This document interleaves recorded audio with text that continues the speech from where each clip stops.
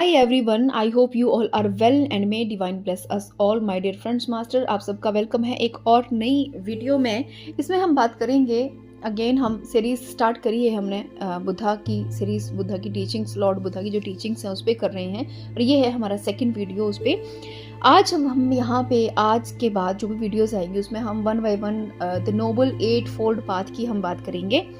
तो मैं आपको बता दूं कि नोबल एट फोल्ड पाथ क्या है। एक्चुअली एक प्रैक्टिकल मेथड है जो बुद्धा जी ने सिखाया था सफरिंग्स को रिमूव करने के लिए या इनलाइटनमेंट को पाने के लिए। सो हम कह सकते हैं ये, वैसे मैं आपको बता दूं कि बहुत रिजेंबल करता है, बहुत हद तक मिलता जुलता है हमारे पतंजलि के अष्टांग योग सूत्र से, यानी जो हमारा अष्टांग वे है, अष्टांग पाथ है या अष्टांग योग सूत्र है पतंजलि का, उससे बहुत ज़्यादा रिजेंबल करता है, बहुत ज़्यादा मिलता जुलता है। लेकिन फिर भी हम बुद्धिज्म के पर्सपेक्टिव से इसको समझने का प्रयास करेंगे। तो नोबल एट फोल्ड पाथ को ही हम मिडल पाथ भी कहते हैं, यानी जिसमें ना तो हम एक्सट्रीमली सेल्फ को इंडल्ज करते हैं इस वर्ल्ड में, और ना ही हम खुद को बहुत ज़्यादा सेक्रीफाइस करते हैं इस वर्ल्ड के लिए, राइट। तो मेनली क्या है कि जो हमारा नोबल एट फोल्ड पाथ है, ब्रॉडली उसको 3 कैटेगरीज में डिवाइड किया गया है, जिसमें है फर्स्ट है विजडम यानी प्रज्ञा, और इसके अंदर आता है राइट व्यू और राइट इंटेंशन। यानी जो नोबल एट फोल्ड पाथ है उसमें जो 8 मेथड्स हैं उनको ब्रॉडली 3 कैटेगरीज में डिवाइड किया है, जिसमें फर्स्ट है विजडम या प्रज्ञा, इसको हम कहते हैं, और इस विजडम और प्रज्ञा के अंतर्गत आते हैं राइट व्यू और राइट इंटेंशन। सेकेंड आता है एथिकल कोड या एथिकल कंडक्ट जिसको हम कहते हैं, उसमें आते हैं right speech, right action and right livelihood. और थर्ड है मेंटल डिसिप्लिन, जो कि है हमारा प्रत्याहार अष्टांग पतंजलि योग सूत्र के अनुसार।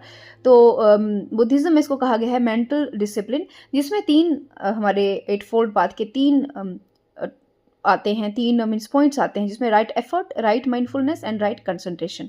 तो मास्टर्स ये तो बहुत लंबा हो गया, आप बोलेंगे क्या कह रही है, ये समझ नहीं आ रहा। चलो कोई नहीं, हम धीरे धीरे करके करेंगे, एक एक करके करेंगे। आज जिस एट फोल्ड पाथ में हम बात करने वाले हैं वो है फर्स्ट, जिसको हम कहते हैं राइट व्यू। यानी ये राइट व्यू क्या है और इसका मीन गहराई में मीनिंग क्या है, आज की वीडियो में हम केवल इसको करेंगे विद लॉट ऑफ एग्जाम्पल और अंडरस्टैंडिंग के लिए, राइट। तो राइट व्यू का मतलब क्या है? राइट व्यू का मतलब है seeing reality as it is, जो रियलिटी जैसी है उसको वैसे देखना। नॉर्मली हम चीज़ों को देखते हैं, इस संसार को देखते हैं, तो हम रियलिटी से नहीं देखते, हम देखते हैं अपने थॉट से, अपने कंडीशनिंग से, माइंड के मेंटल पैटर्न से देखते हैं, जो हमें बचपन से सिखाए गए हैं, है ना। बचपन से कुछ ना कुछ हमें पेरेंट्स, हमारी सोसाइटी, फैमिली हमें कुछ ना कुछ सिखाती है, और हम दुनिया को फिर उसी चश्मे से, उसी नज़रिए से देख रहे होते हैं, ठीक है।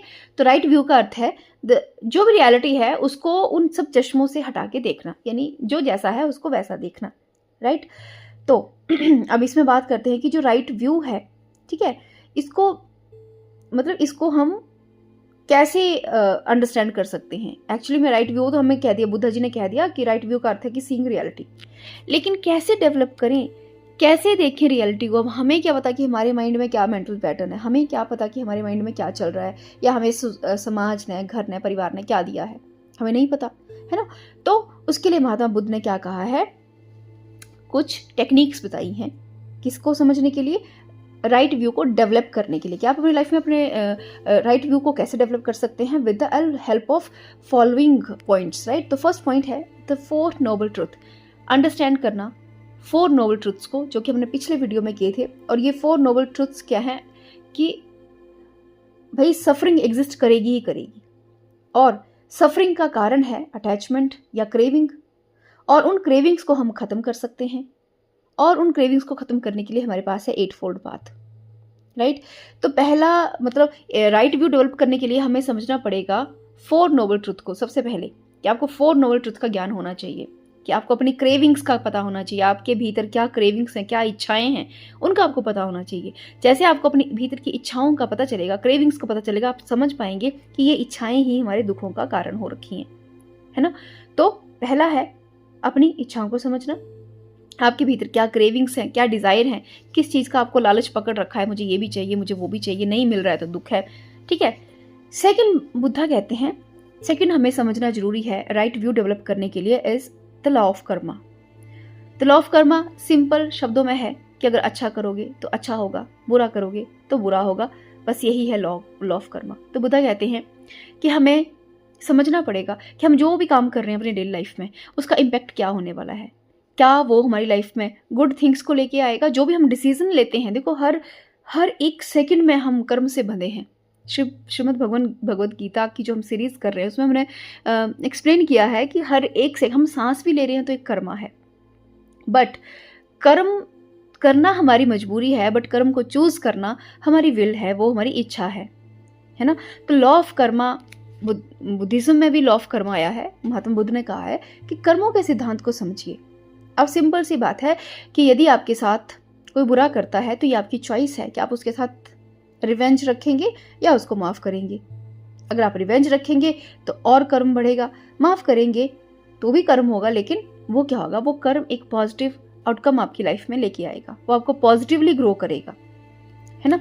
तो महात्मा बुद्ध कहते हैं कि हमें राइट व्यू डेवलप करने के लिए एक तो हमें समझना पड़ेगा हमारी क्रेविंग्स के बारे में, हमारी इच्छाओं के बारे में, जो कि है 4 नोबल ट्रुथ का ही एक है पार्ट है कि हमारी इच्छाएं और क्रेविंग्स क्या हो रखी हैं जिसकी वजह से हम दुखी हैं। अक्सर हम अपनी इच्छाओं की वजह, हमें कुछ चाहिए होता है जो हमें नहीं मिल रहा होता और हम दुखी होते हैं, या फिर हमें कुछ चाहिए होता है वो हमें मिल गया होता है और फिर वो उससे हम दुखी हो जाते हैं कि ये तो नहीं चाहिए था, मुझे पता नहीं था कि ये भ्रम है सारा, ये चीज़ उतनी अच्छी नहीं है ना।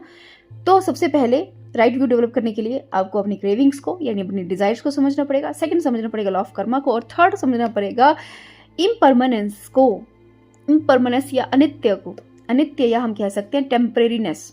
ये संसार में जो कुछ भी दिख रहा है, जो कुछ भी आपको दिखाई दे रहा है, जो कुछ भी आपको महसूस हो रहा है, ये सब का सब टेम्परेरी है।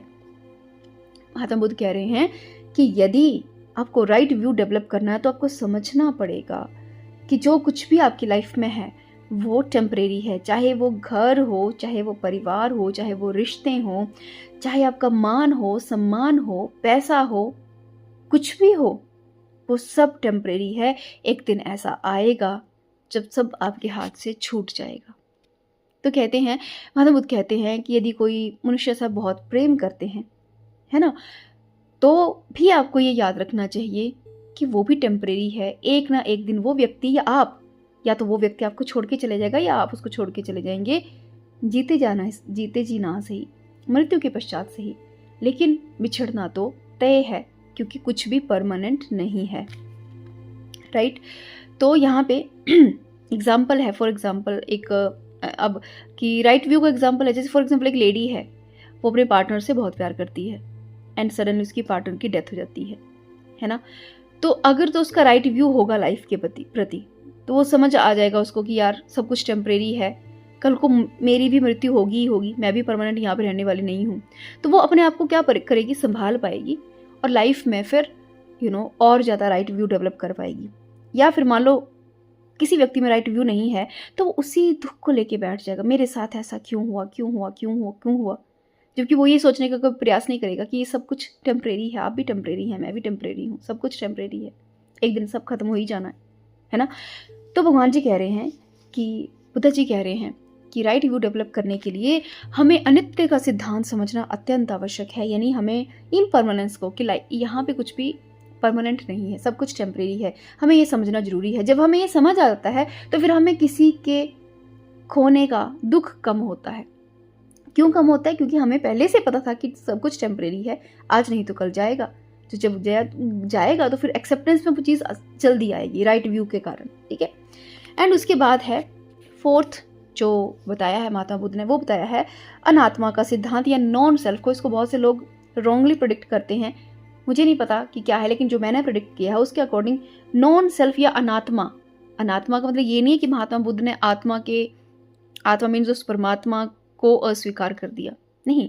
यहाँ पे अनात्ता का अर्थ है, यानी अनात्ता मीन्स पाली लैंग्वेज में anatta means self means ego, identities. ये जो हम वर्ल्ड में आइडेंटिटीज बना लेते हैं ना, है ना, इसको कहा गया है नॉन सेल्फ या अनात्ता, है ना। जैसे आइडेंटिटीज क्या होती हैं? आइडेंटिटीज हम पैदा होते ही बनाना शुरू कर देते हैं। कैसे? मेरा ये नाम है, जो भी आपका नाम है, ठीक है, मेरा ये नाम है, मैं इसकी बेटी हूँ या मैं उसका बेटा हूँ, वो मेरी मदर है, वो मेरी फादर है, या मैं इनकी मदर हूँ, वो मैं इनका फादर हूँ। वो सब क्या है, आइडेंटिटीज, लेबल्स हैं, खुद को दे रखे हैं। क्योंकि आपके जन्म से पहले ये सब चीज़ें नहीं थी, जब आपका जन्म हुआ फिर आपको ये चीज़ें मिली हैं, तो ये सब क्या है, आइडेंटिटीज़ है, इस संसार में रहने के लिए आवश्यक है। लेकिन क्या होता है ना, हम इन आइडेंटिटी से जुड़ जाते हैं। ऐसे बहुत से लोग आपने देखे होंगे जो ऑफिसर्स होते हैं, वो 60 ईयर्स तक सर्विस प्रोवाइड करते हैं कंट्री को as an officer. After 60 year वो जब रिटायर होते हैं तो वो एक्सेप्ट ही नहीं कर पाते कि उनकी रिटायरमेंट हो चुकी है। वो उसके बाद भी खुद को ऑफिसर ही समझ रहे हैं। वो अटैच हो गए ना आइडेंटिटी से। अब वो कहीं भी जा रहे हैं, फैमिली में, फंक्शन में, बाहर कहीं जा रहे हैं, वो अपने आप को बार बार कह रहे हैं मैं तो फलां जगह पे, मतलब मेरी ड्यूटी थी, मैं फलां रैंक से रिटायर हुआ हूँ। वो क्या है, वो आइडेंटिटी से, वो अपने ऑफिसर की आइडेंटिटी से अटैच हो गए हैं, वो उससे निकल ही नहीं पा रहे। ऑफिसर मीन्स कि जब वो ऑफिसर बने तो वो एक कुछ टाइम पीरियड के लिए बने थे ना, तो वो एक्सेप्टेंस होनी चाहिए थी। इम्परमानेंस का सिद्धांत इससे पहले हमने कहा कि एक्सेप्टेंस में होना चाहिए था कि यार ये पद प्रतिष्ठा भी परमानेंट नहीं रहेगी। एक टाइम आएगा जब मैं भी एक ऑर्डिनरी बीइंग बन जाऊंगा। जब मैं ऑर्डिनरी बन जाऊंगा तो ऑर्डिनरी लोगों की तरह रहना पड़ेगा। फिर मुझे ऑफिसर वाला वो एटीट्यूड, रुतबा मैं नहीं रख सकता। तो इसको महात्मा बुद्ध ने कहा है, नॉन सेल्फ डजंट मीन कि महात्मा बुद्ध ने अनात्मा का सिद्धांत है, अनत्ता कहा है। अनत्ता मीन्स आइडेंटिफिकेशन, कि जितनी भी हमारी आइडेंटिफिकेशंस हैं, जितनी भी हमने आइडेंटिटीज बिल्ड की हैं थ्रू आउट द लाइफ, चाहे वो रिलेशनशिप आइडेंटिटीज़ हों, चाहे वो फाइनेंशियल आइडेंटिटीज़ हों कि मैं बहुत अमीर हूँ या मैं बहुत गरीब हूँ, है ना, या फिर अपने स्टेटस आइडेंटिटीज़ हों कि मैं इतना पावरफुल हूँ, मेरे पास इतना, मेरी इतने सब लोग मेरी सुनते हैं, मेरे आगे पीछे घूमते हैं, वट एवर जो भी, या फिर विजडम आइडेंटिटीज़ हो कि अब मैं बहुत ज्ञानी हूँ, मैं बहुत ध्यानी हूँ, मैं बहुत योगी हूँ, ये सब आइडेंटिटीज़ हैं। तो महात्मा बुद्ध कहते हैं कि आइडेंटिटीज़ भी परमानेंट नहीं है। एक दिन मृत्यु आएगी और आपकी सब आइडेंटिटीज़ को धूल में मिला के चली जाएगी। वो कुछ नहीं देखेगी कि आप कितने ज्ञानी थे, या आप कितने ध्यानी थे, या आप अर्श पे थे, या आप गरीब थे या भिखारी थे। उसके लिए इन सब चीज़ों का कोई फ़र्क नहीं है। तो महात्मा बुद्ध कहते हैं कि हमें ये समझना पड़ेगा कि आइडेंटिटीज़ परमानेंट नहीं है। तो 4 चीज़ें समझने पे हम अपने लाइफ में राइट व्यू डेवलप कर सकते हैं। तब जाके हमारे भीतर वो जो गुण है जिसको हम राइट व्यू कहते हैं, तब जाके हम उसको डेवलप कर सकते हैं। और जैसे ये राइट व्यू डेवलप होगा तो उसके बाद फिर नेक्स्ट देखिए, जितने भी 8 फोल्ड पाथ हैं हमारे राइट व्यू से, फिर राइट इंटेंशन होगी। राइट इंटेंशन, देखो आपकी इंटेंशन सही है या गलत है ये कैसे पता चलेगा? पहले आपका व्यू तो राइट हो ना, दुनिया को देखने का नज़रिया जो सही होना चाहिए। और नज़रिया सही करने के लिए क्या है, आपको जानना पड़ेगा कि दुनिया परमानेंट नहीं है। ये भी समझना पड़ेगा कि जो भी आइडेंटिटीज आपने खुद को बना रखी है, जिसकी वजह से आप बार बार हर्ट होते रहते हो। आप कहते हैं ना मेरी ईगो हर्ट कर दी, उसने मेरी ईगो हर्ट कर दी। ईगो मने क्या? ईगो मने कि आपने खुद की एक आइडेंटिटी बनाई है कि मैं ये फलां व्यक्ति हूँ, और अगले ने आपको, मान लो कि एक व्यक्ति आपने सोच के रखा है कि मैं बहुत अच्छा इंसान हूँ। आपने एक अच्छे इंसान की आइडेंटिटी बना रखी है अपने अंदर, जो आपको खुद भी नहीं पता। सडनली कोई आता है और आपको भला बुरा कह के चलता है, आपको बहुत बुरा लगता है। बुरा इसलिए नहीं लग रहा कि उसने आपको भला बुरा कहा है, बुरा इसलिए लग रहा है क्योंकि आपने एक खुद में आइडेंटिटी बना रखी है कि मैं अच्छा हूँ। तो आपकी उस आइडेंटिटी को बुरा लग रहा है कि मैंने तो खुद को अच्छा बनाया है, ये मुझे बुरा बना रहे हैं, है ना। तो तो यहाँ पे कहते हैं कि महात्मा बुद्ध कहते हैं कि जो 8 फोल्ड पाथ है वो एक के बाद एक फॉलो किया जाएगा। ऐसा नहीं है कि मतलब आप सीधा कहो कि मैं राइट एफर्ट पे काम करूँगा और मैं राइट स्पीच पे काम करूँगा, लेकिन मैं राइट व्यू डेवलप नहीं करूँगा। ऐसा कभी होगा ही नहीं। आपको स्टार्टिंग से ही चलना पड़ेगा। सबसे पहले आपको राइट व्यू डेवलप करना है। दुनिया को देखने का, जो दुनिया जैसी है उसको वैसे देखिए। दुनिया अनित्य है, नश्वर है, लॉ ऑफ कर्मा यहाँ पे काम करता है, और दुनिया में दुख है, हमें ये देखना पड़ेगा।